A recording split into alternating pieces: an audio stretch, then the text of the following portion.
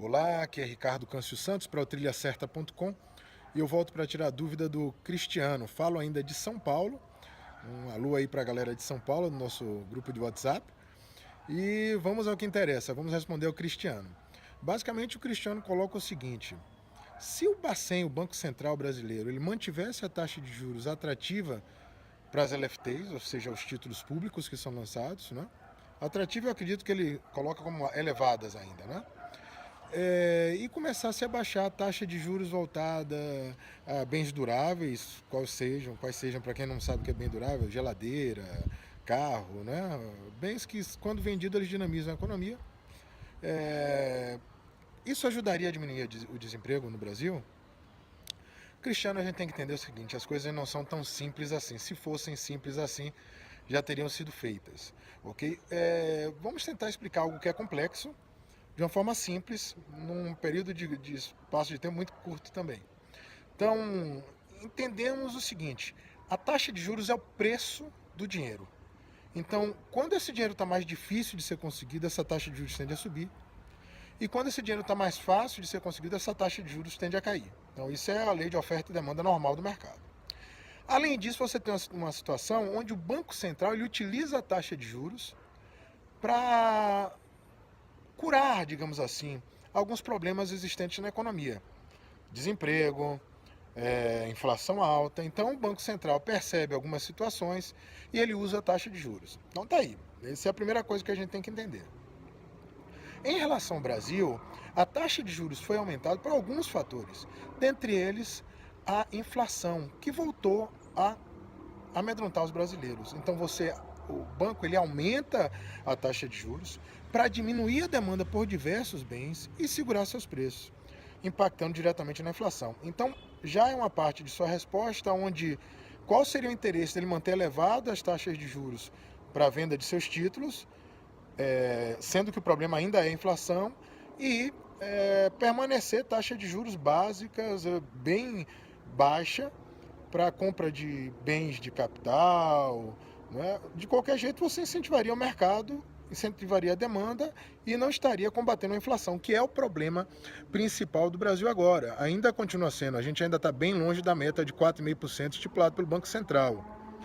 Além disso, você tem outras situações também. O próprio déficit fiscal brasileiro hoje, que é o quê? Em termos simples, o que o governo arrecada e o que o governo gasta, né? Você tem um déficit que o governo ele tem gasto mais do que tem arrecadado. E quando você gasta mais, o que é que você precisa fazer? Você precisa tomar dinheiro emprestado. E aquele agiota da esquina, quando ele sabe que você está precisando tomar dinheiro emprestado, você representa para ele um risco. Você não tem as suas finanças equilibradas.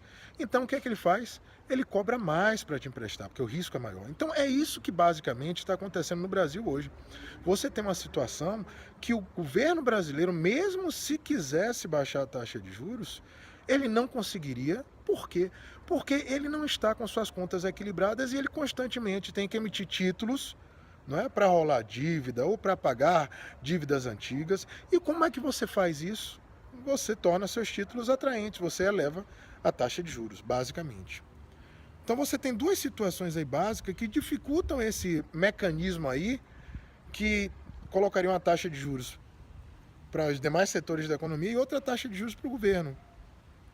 Você tem que, primeiramente, solucionar o problema brasileiro, você tem que controlar a inflação, né?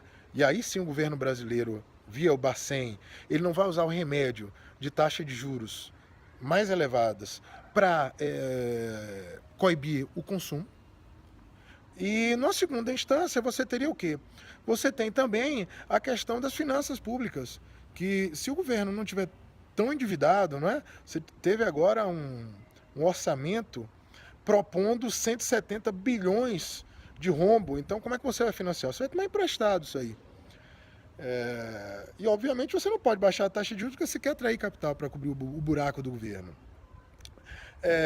E, por último, você pode lançar a pergunta seguinte: por que o governo simplesmente não roda a maquininha e supre a economia com milhares de cédulas de reais e simplesmente vai ter dinheiro a baixo custo para todo mundo? O que é que vai acontecer? Inflação.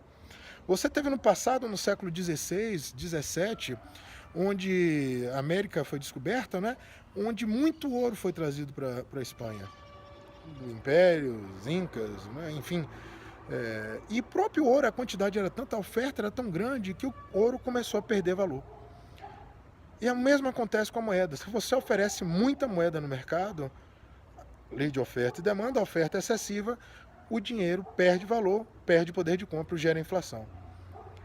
Espero aí ter clareado um pouquinho, é algo complexo, é algo que demanda um pouco mais de tempo para entender, mas eu acho que ficou um pouco mais claro porque que não é tão fácil simplesmente reduzir o desemprego agora.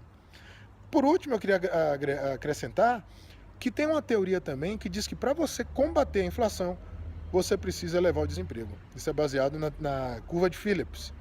Então, se o objetivo é combater a inflação, por que agora eu vou fazer esse desemprego crescer? As coisas não acontecem por acaso, meu nobre. Né? Tudo tem uma razão. Então, quando a gente começa a entender como o sistema funciona, como os eventos eles interagem, tudo fica mais fácil de ser visto e a gente começa a enxergar fora da caixa. Um bom fim de semana para todos. Espero ter contribuído aí para ampliação da visão de vocês. Ricardo Câncio Santos, para o trilhacerta.com.